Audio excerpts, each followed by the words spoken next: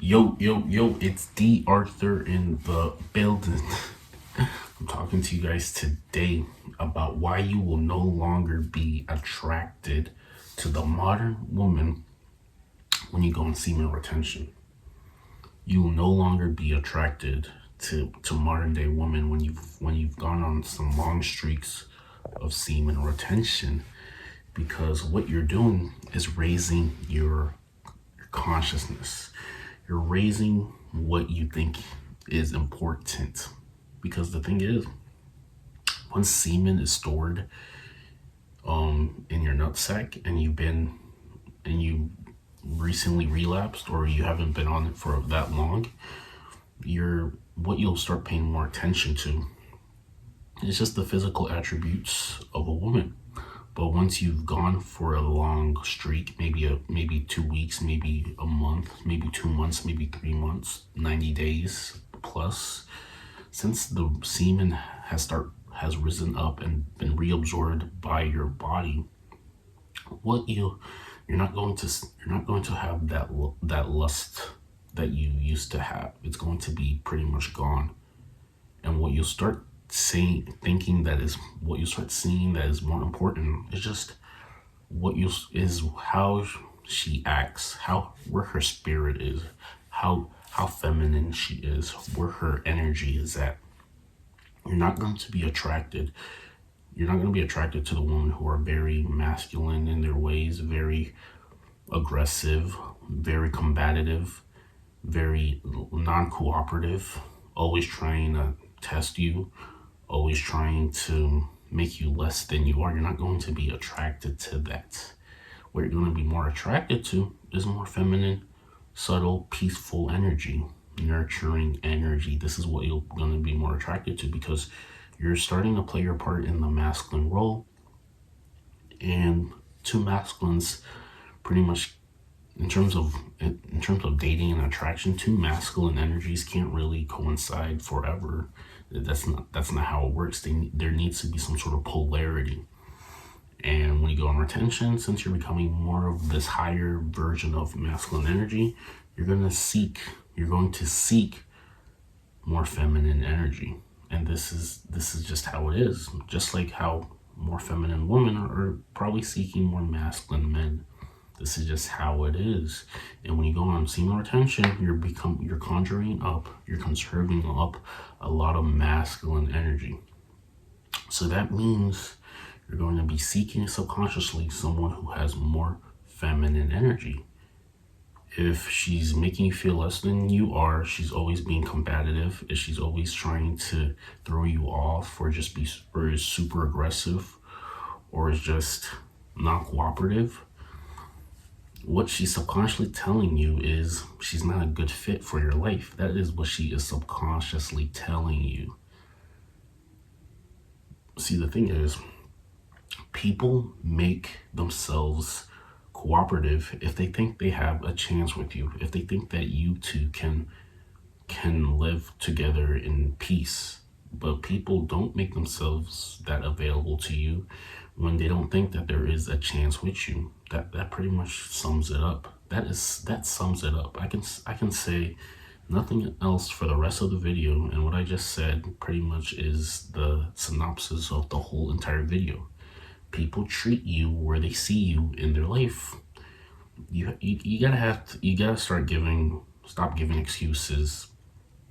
Maybe if you have a girl and maybe she isn't as available as she used to be, she isn't as cooperative, she isn't as feminine around you, she's just not as sweet as she could be, you gotta start realizing that there may be something that's going on, whether it's with you, maybe some changes with you or changes with her. There might be some changes that have happened, and her head might be somewhere else, and it's just a matter of time before she dips. You have to watch her behaviors. A lot of guys like to be delusional, like to give every excuse in the book as to why she's not doing certain things that she can be doing. They're living a lie. And the thing is, once you accept the fact that a girl who really likes you is going to act very cooperative, is going to be very peaceful, nurturing, and is going to be all in for you. Once you accept this fact, then you literally have no more tolerance for anything that's less than that. And the only way to really pull these emotions out of a specific person is to become the best version of yourself and become the most masculine version of yourself, the best version, the highest version, your highest version of yourself. This is the only way you can start pulling these type of attributes from other people. When you give into like PMO, when you're not as ambitious and not as ambitious as you can be, as aggressive, as very masculine as you can be, all these behaviors from her may be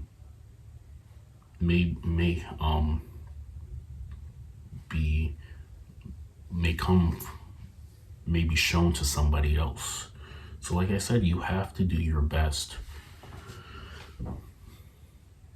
You have to do your best in order for her to show you these type of behaviors. Because like I said, when somebody else comes into the picture, she might not be as fully there for you as she can be, because somebody else might come into the picture who she feels is better for her. This is pretty much what happens.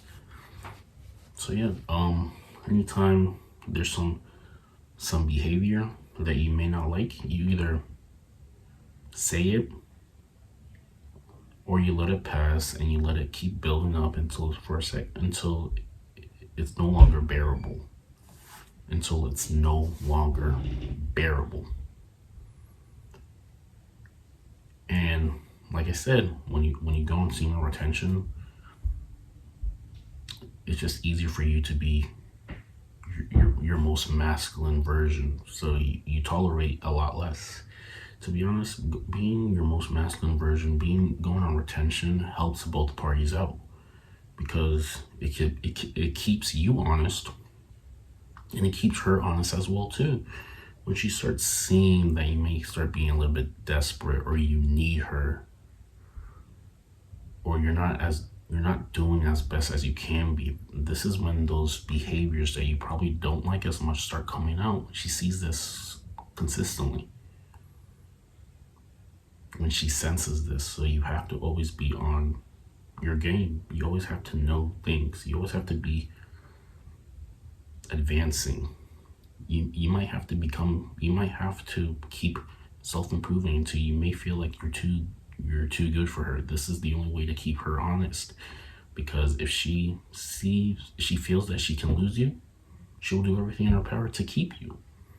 But if it's the other way around, and you feel like you're gonna lose her, she has the upper hand. You have to have the upper hand in the relationship, and the only way you can do this as a man is by consistently self-improving, consistently being on your purpose, consistently not taking any BS, and calling out the things that you know you have to call out, instead of being passive.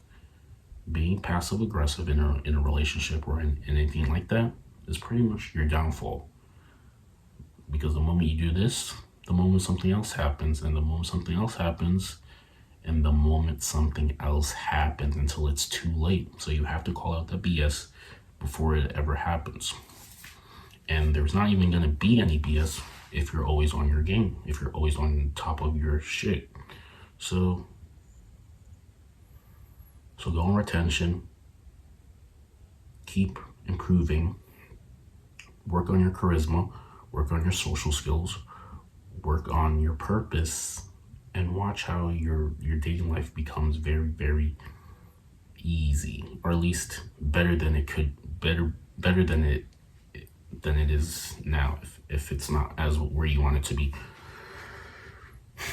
So yeah, the modern woman who is mostly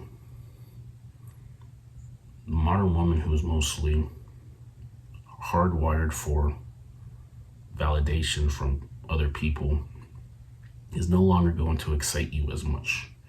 You like more traditional women who play gender roles and who are more in their feminine energy. This is what's going to excite you more, because you realize not many of these girls still exist because of social media. This is just how you have to take it as.